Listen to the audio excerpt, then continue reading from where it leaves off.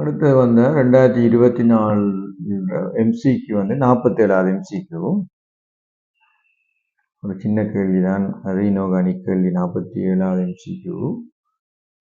என்ன சொல்லப்படுதுன்னு சொன்னால், N2 case ஓர் ஒட்சியேற்றும் கருவியாக நடந்து கொள்ள முடியாது.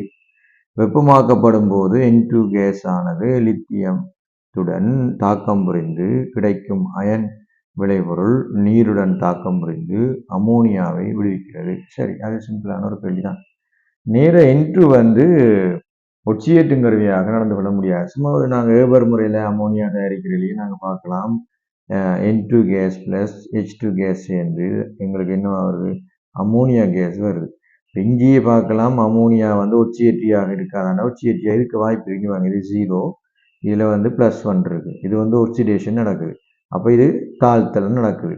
ஆகவே அமோனியா வந்து ஒட்சியேற்ற நடக்காதுன்னு சொல்வது பொய். அது வந்து முதலாம் கூற்று வந்து பிழையான கூற்று.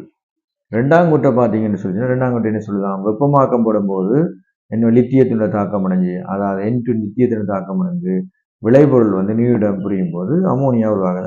அது ஒரு வலியோட தாக்கம், லித்தியத்தின் தாக்கம்னு சொல்லி LiN3 அதாவது 3- சொல்லி இப்படி ஒரு சேர்வு வரும். திருப்பி நாங்கள் இதுக்கு நீர் சேர்த்தோம்னு சொல்லி சொன்னால் அதில் வந்து லித்தியம் ஹைட்ராக்சைடு வந்ததோட சேர்த்து இதில் வந்து அமோனியா கேஸும் வரும்ன்றது எங்களுக்கு இனோகானிக்கில் உள்ள நேரடியான கேள்விக்குரிய விட. ஆகவே இது வந்து பிழை, அதாவது பொய்.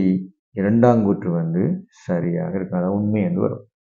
பொய் உண்மை என்றால் விடை வந்து 4வது விடையாக இருக்கும். இது நேரடியான நோட்ஸில் உள்ள கேள்வி என்னுடைய விளக்கம் ஒன்றும் இல்லை.